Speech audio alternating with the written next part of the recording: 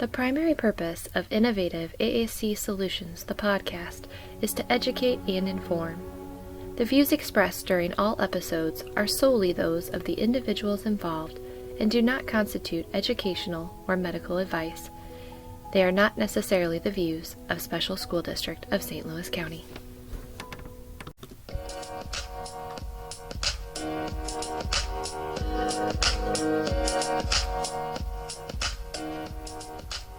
Hey, Laura. Hey, Bridget, how's it going? Good. I just had a really interesting conversation with our guest today, and it kind of brought me up to the point of thinking about long-term planning with Gestalt language processors and how we have to be really cognizant of what we're introducing to them in their systems and how we need to encourage that scripting. But have you ever had a student or a client who it's confusing? You're not really sure where the script came from, and you're hearing that intonation or you're hearing bits and pieces, but you're not quite sure. Absolutely. I think we've all kind of been there at least once or twice or many times.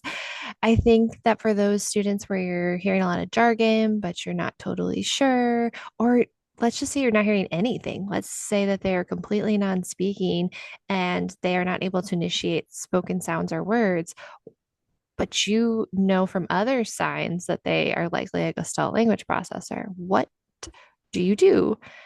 And so, what I've been doing, my tips for my teams circle around, well, what kind of things do they do with media? Do you notice that they have favorite audio or video bites or clips or preferences? There's actually a few tools on our toolbox that you can go to. There's several websites where you can search the shows themselves, the songs themselves, or specific quotes. So a lot of people think of those resources as ones, well, if you have a quote that you hear, like, ah biscuits, like, well, where does the ah biscuits come from? If I put that in a website, it'll tell me that it's from Bluey. But the reverse is true too. I just had a team I sat down with yesterday and we talked through his one of his favorite shows is Lion Guard. And I said, well, I wonder what kind of medical gestalts we could find in Lion Guard. So we went to it's Yarn and we can put it in the show notes, but I think it's yarn.io.com. And it is a website where you can do that exact thing. You can look up shows, videos, music videos, and you can put in, and they have short little sound bites. And then you'd be able to put those sound bites into an AAC program as a recorded either audio or video. And I like them because they're nice and short. So they're anywhere from like 1 to 5 seconds. And so we looked up Let's Go. And so in Lion Guard, it had 5 different examples of them saying Let's Go. And that was really cool because we're like, well, let's try it. Let's see if it resonates with this AAC user. And so that's what we're trying next. So I think there's a lot of value in some of those websites and those audio clips. Love it. Talk about customization and really helping supporting language development and leaning into those special interests. That's so great. And I mean, you mentioned long-term goals. I mean, so much of this when we're talking about early GLPs in stages 1 and 2 is customization, is personalization, and we know that can impact them long term. And I've heard many people say that was the hook, that was the key to getting them to use their device because they then saw it as a system with meaning and power and value. So I know you sat down with someone though and talked about the value of AAC and long-term goals, correct? Yeah, actually, Lily Konyn, she lives in the Pacific Northwest with her spouse and her cats. She is a part-time AAC user using both symbol-based and text-based AAC. Lily loves to learn and has a bachelor's in linguistics and a master's in assistive technology and human services. Lily advocates for increased access to AAC and literacy for all communicators. Let's dive into our episode with Lily Konyn. Welcome back to another episode of AAC Innovations. This is Lily Konyn. Lily, can you go ahead and introduce yourself and your path and your background in regards to GLP and AAC? Yeah, so my name's Lily Konyn. As you said, my pronouns are she, her. First was aware of AAC when I was 18 or 19. in my second year of college. I had very recently been diagnosed as autistic. I was experiencing, as I had always experienced, quite a few speech loss episodes, um, especially in that transition to adulthood where suddenly you have 1,000 more responsibilities and your class size can be 500 people in a lecture hall. And I was sharing a room for the first time in my life. There's still a lot of things going on. I was taking American Sign Language, which I loved and I still love so much, but nobody signs. And so I was looking into things, and I really don't know how I came across Dana Nieder's blog about her and her daughter. Her daughter is an AAC user who uses Speak for Yourself. And so I started looking into AAC, really diving into it, trying a lot of different programs. And it really became a passion by the time I finished my degree in linguistics. I knew I wanted to be working in AAC. I was using AAC during some periods of my life up to 50% of the time. Nowadays, it's, one evening a week, maybe I'm having an episode and I need my AAC. It just has really depended on how I shape my life to avoid overwhelm, and just sometimes my brain picks different problems to give me. And speech hasn't been a big one recently. But I got my master's degree in assistive technology and human services from CSUN, which was so fun. And I did lots of work in group homes, and I worked in a school for a year. Well, two different schools, one for a year, one for just a couple months. I helped my cousin get set up with AAC. She has cerebral palsy.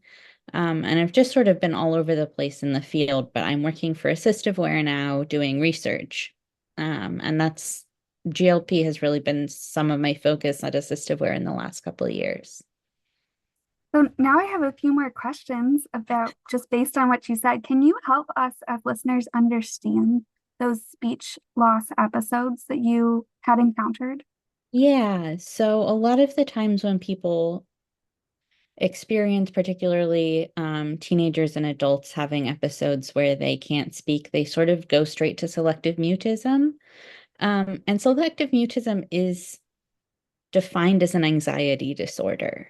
And my speech loss episodes and a lot of other autistic people's speech loss episodes aren't tied to anxiety. I'm not having the, oh, I can't talk at school, but home is fine experience. It's that speech uses a lot of energy for me. And when I'm overwhelmed or very tired, or there's a lot of sensory streams going on, my body saves energy and saves sensory energy by shutting down speech. um, and AAC is really, really great for that, for me and for a lot of people. And then I was wondering, what are you currently researching, if you're allowed to talk about it? If I'm allowed to talk about it, Okay. so we did a very cool terminology survey about what people prefer to be called, what they prefer their AAC to be called, that is published on the Assistiveware blog, but also we're working on publishing academically. And then on the sort of newer end of research we're starting, instead of finishing up, I'm working on a sort of more formal framework to support AAC implementation for very, very young children. So like early toddlers. Awesome. Very cool. Can you give us an overview of what long-term success for GLPs who use AAC could look like and what it could look like inside the classroom? Yeah, so people are often thinking very short term with AAC and GLPs. They're going early GLPs, we want to be providing them a lot of scripts and phrases so that they could pick them up, and hopefully make that gestalts for them and they can communicate more fluently with more words, and eventually we break those down. But with a speaking kid, when we say a phrase really quickly, they get to practice. When they repeat after us, they get to practice lots of different motor movements that eventually will still be the same motor movements when they start to break down. If I say, We're not in Kansas anymore. I'm still practicing all the same motor movements that I will later use to say anymore. People tend to want to put full phrases on AAC devices on a single button, and they think that's going to support a GLP. But in long-term success, I want them to be building a motor plan to say any more on their AAC device. And that isn't at all related to the motor plan they're building by pressing a single button with a phrase on it. So when I'm looking at long-term success for GLPs and AAC, I want them to be as much as possible seeing and using the AAC device and AAC program and layout that they will be using when they are in stage 4, 5, 6 of learning to communicate fluently and freely. And that isn't at all opposed to supporting them in a neurodiversity affirming manner, supporting them as a stage 1, stage 2 Gestalt language processor. If I'm teaching a speaking person, we're not in Kansas anymore, I'm teaching them to make a series of complex motor movements. Speech is extremely complex. You're moving your tongue all around. I can do the same thing with AAC. I can model a full phrase, a full gestalt, and that still can be a series of complex motor movements. Now, what's really important is that it has the same rhythm every time, and that's pretty difficult when you're not fluent and familiar with that AAC device. And I think we can expect that most teachers, most paraprofessionals are not going to be fluent and familiar with the AAC device. And even most SLPs, if you have, for example, kids where every device is different, you're not ever going to be fluent in any one kid's device because they're all going to look a little different. And there's some things we can do to mitigate that lack of fluency. I'm not against putting a whole phrase on a single button if I can be sure that that phrase will be useful to them in the long term. So if I can look at their long term and go, they're still going to want to use this phrase, 10 years from now, that's fine. Like leave it in there. It's one of a big issue for any AAC user is speed.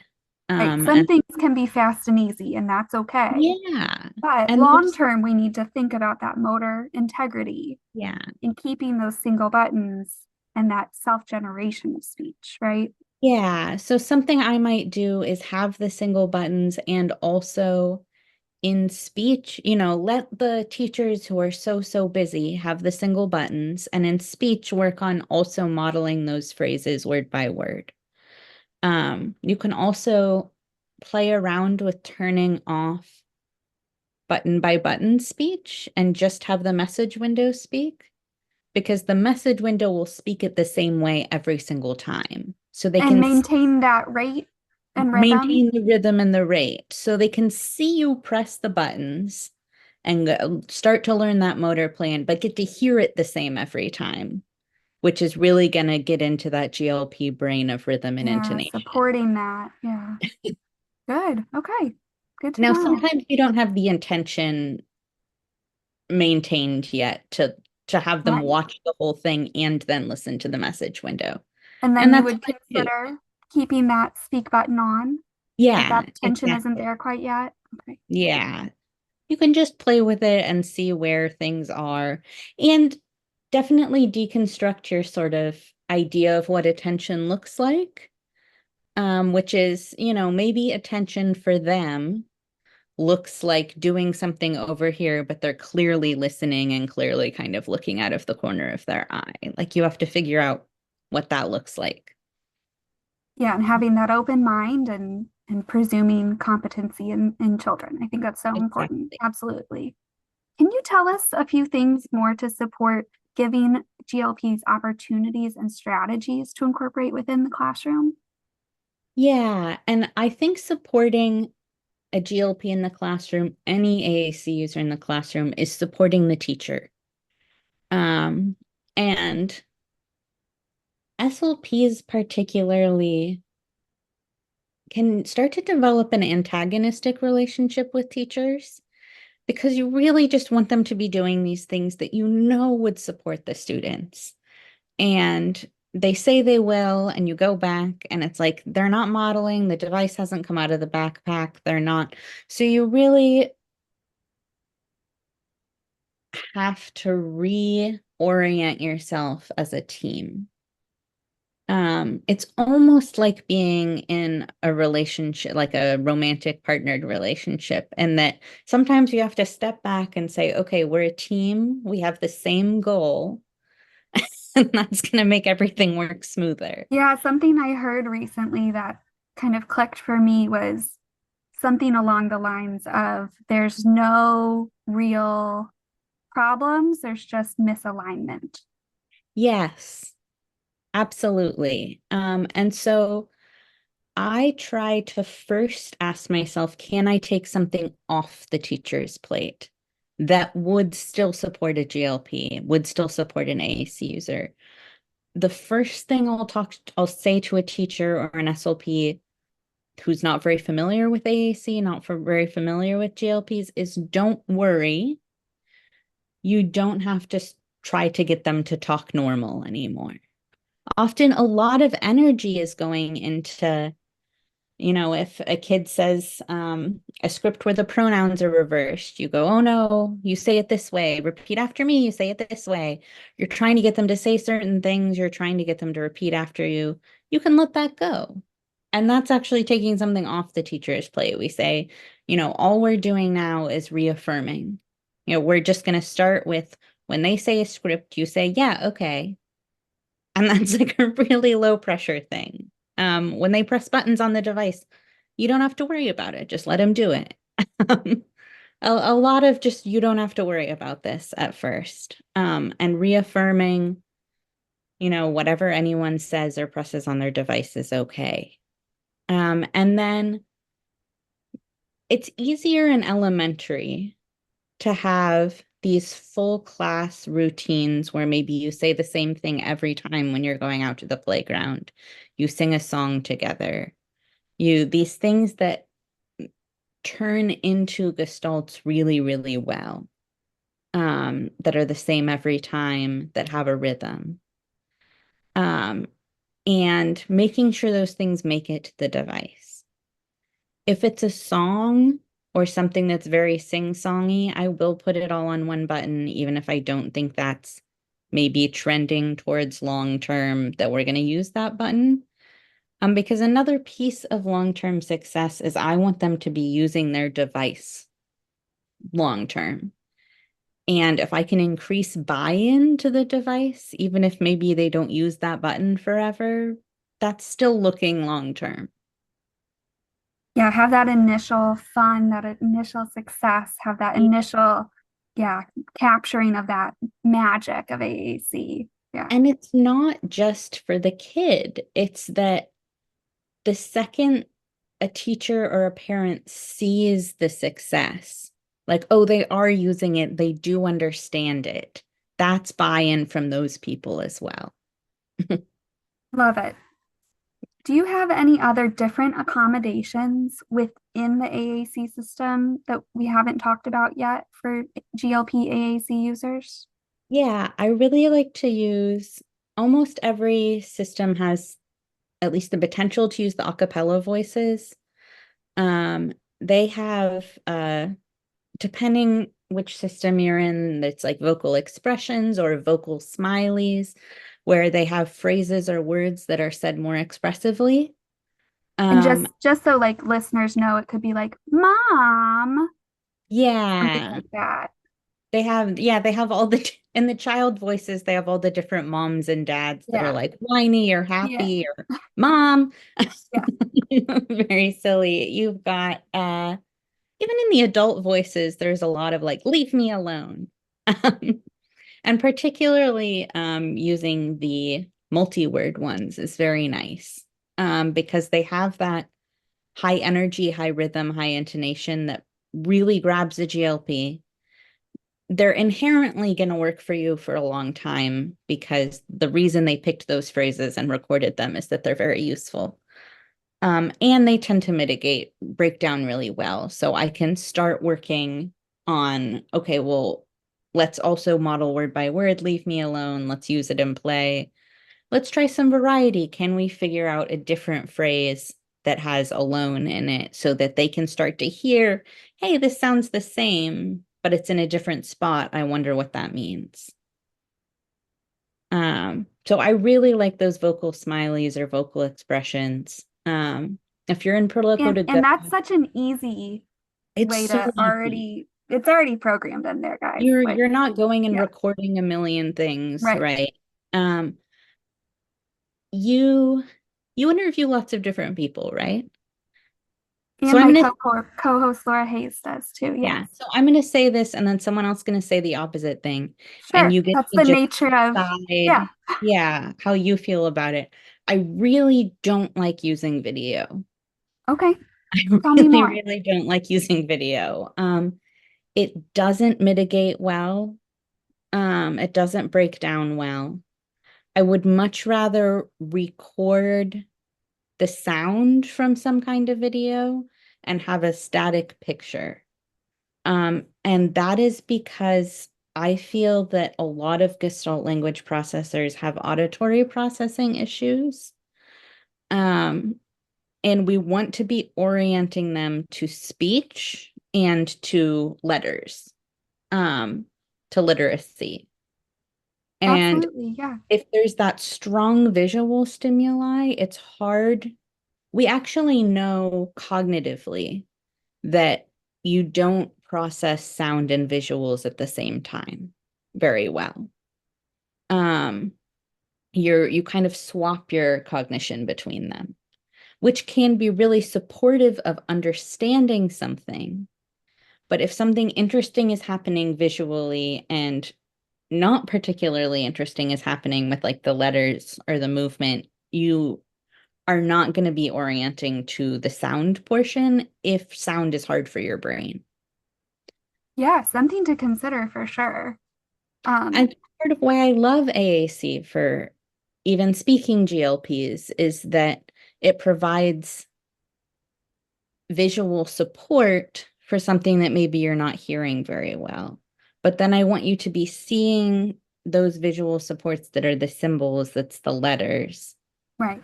rather than seeing a moving picture. Okay. I'm glad that you went into that with us. Thank you. Um, what would be some challenges, risks, threats to making GLP successful and AAC successful for students in school?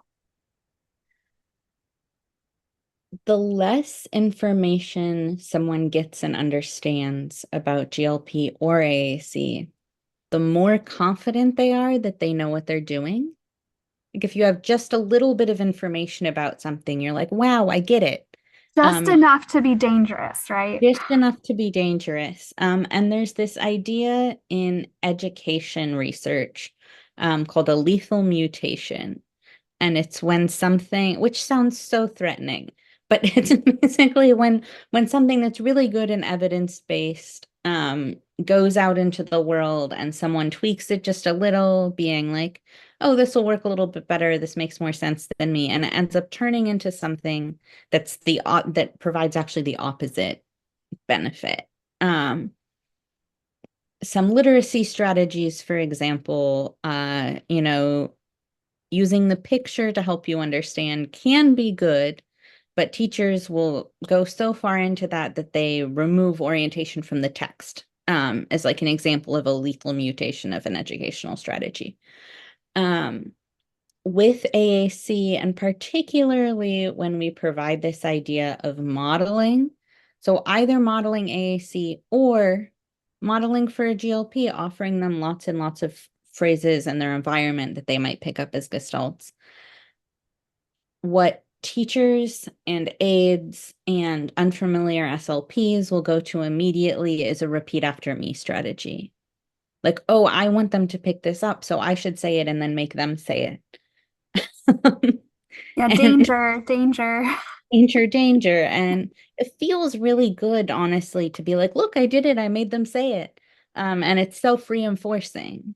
But it doesn't lead to long-term success. What it leads to is seeing AAC as a job you do rather than a tool you have, and really, really stuck gestalts, where it's like, I say this, then this thing happens, and not really understanding that it's a communicative thing.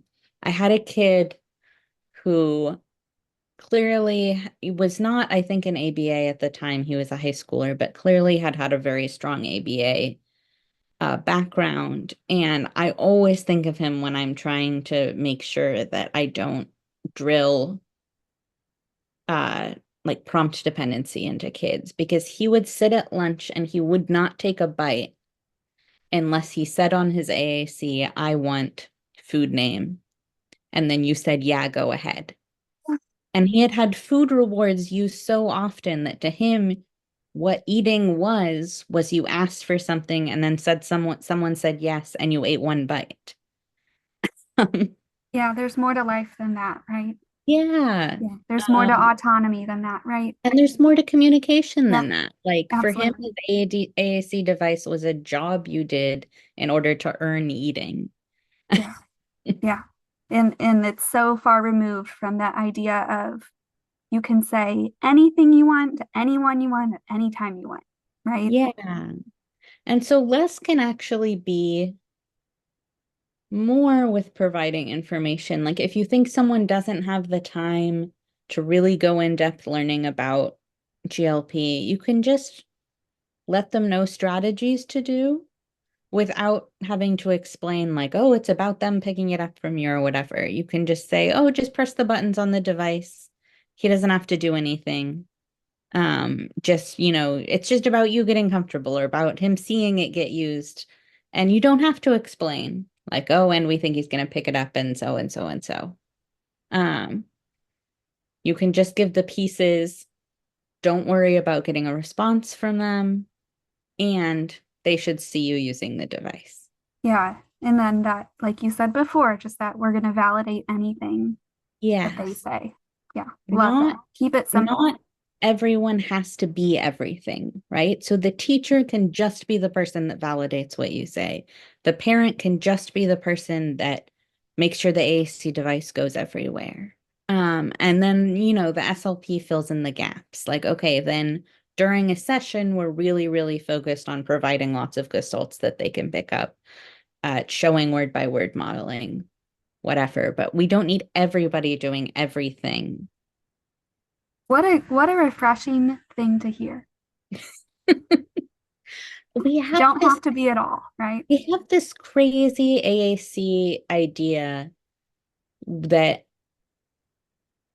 all the words all the time, everywhere, means that everybody has to be everything. And that if you're not modeling at every single moment, you are ruining this child's opportunities. And it doesn't lead to better AAC practice. It leads to really, really guilty parents Stressed out educators. Yeah. and stretched out Yeah. educators. Yeah. Well, I mean, it's always good to hear, and something that I talk with parents and with teachers about too is finding 10 minutes and Yes. just that dedicated time, and Mm-hmm. not, you don't have to do it forever, but literally set a timer. And No. once it's done, and you can keep moving forward with your day. And you succeeded. Yeah. Just getting to have that feeling of I did it Yes. is going to lead to more and more AAC Yes. usage. So, what are some learning opportunities if a listener wanted to learn more about these topics? And can you kind of tell us a little bit more about the research that you're doing and kind of that timeline too? Yeah, so I'm a really big fan of the old AAC in the cloud conferences. It's a virtual conference and they save all the sessions online. I so encourage people to get a variety of perspectives on GLP stuff because everyone's saying something a little different, and I think everyone has a good reason for everything that they're saying. And this is in its infancy. It's Like there so in its will be infancy. more research that comes, and we can be dynamic and we can change as the research leads the way, but this is in its infancy. Yes, and the person I trust the least is the person who's like, there's a perfect, excellent research base for what I'm saying about GLP and AAC. No, there isn't.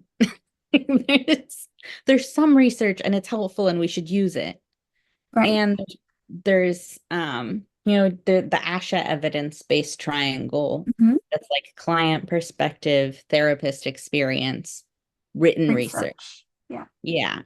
Those therapist perspective, client perspective is just as important. Yes. So I really like those old AAC and the cloud recordings. I'm very distractible. I tend to watch them at 1.5 speed while I'm doing something else. Same. Yeah. Really. But you get a lot of information in. I really like those. I really encourage people to read the very old research that gets cited. So the early stuff on echolalia that we now know is a lot of Gestalt processor stuff, gets cited and I think often doesn't actually get read. Meaningful speech, but also even more so, I really like Marge Blanc's website. Just the resources part. I do like them as resources, but if I read 8 hours of what Marge Blanc read, it's still one person's perspective. Sure. But if you go to like their resources pages where they pull everything they've been citing from, you Just a get wealth of information. so many people's perspectives on things. And I also really encourage people to go outside of things that are explicitly written as like, well, this is about Gestalt processors or this is about echolalia. For example, if you look at AAC research that is completely unrelated to Gestalt processing, but the majority of the research population was autistic, we know that a lot of autistic people are Gestalt language processors, so the research probably applies to Gestalt language processors. That's a good point. Yeah. And then it's your clinical experience that you try and see how that goes and go, oh, actually, I don't, I think this research maybe isn't right. But I mean, a lot of AAC research, you look at it and it goes, well, it was successful when we did XYZ. And it turns out how they're defining success is really wacky. Pretty narrow or Pretty narrow. Yeah, like yeah. it worked when we pressed the go button every time we saw a car for a week. And by worked, they mean that the kid also started pressing the go button every time they saw a car. And it's like, well, did that work? Like, Yeah. what was your goal? Right. Um, One last question, Lily, and it's our standard question for everybody. Can you please share a favorite AAC moment? yes, I thought I saw that on Mhm. you sent me the questions ahead, which is great. I saw that. I thought a lot about it, which is wonderful because I love to just go through my Rolodex of great AAC moments. But when I look back on all the time is with my cousin or my cousin-in-law. She's 11 now, 11 or 12. But at 7-ish, I started babysitting her. She has cerebral palsy. She's non-speaking. And I was very interested in AAC at the time. And so I asked, like, what are they doing with her at school? She doesn't have a communication device. Well, at school they're doing picture cards, but she's never really responded to it. She's had the same like IEP goal to like touch the picture card for 2 years. And it was baffling to me because it was obviously the wrong access method. Not only are picture cards not robust, she has a very difficult time using her hands and arms. Um, so why would she touch or grab the picture card? And so I started her with at the time, no access really to resources for alternative access. I just built a book with like 12 pages with some partner assisted scanning stuff and did enough to at least prove she could do it so that she could get some better resources through school and eventually through a local clinic. She became a pod user, and seeing her again, like a year later, she told me a joke. And it was my favorite moment to see. It did not make sense to me at all. It's like when a 4-year-old tells you a joke and you're like, Yeah, just put random words together. But sure. she clearly thought it was hilarious. Um, Well, and like again, just the magic of communication, right? Like, yeah, I think it was with pod, so it goes down that branch, right? I think it mhm, was like, I'm telling you something, I have a secret, socks. that's a Um, good secret. It's a good secret. And she Okay. thought it was so funny, I think, that she had strung me along with like, oh, a secret. And then it was a complete nonsense word. Uh-huh. And she was cackling. We were in the car, she was in the back seat, just cackling at me. Oh, I was I like, love this it. is what it's for. Yes. Like, you did not need to grab the card with goldfish crackers on it. You needed to get to tell me a joke. I love that so much. Well, thanks so much, Lily. I really appreciate you sharing all of your information and having such a great discussion together. And this is another episode of AAC Innovations. Thanks so much.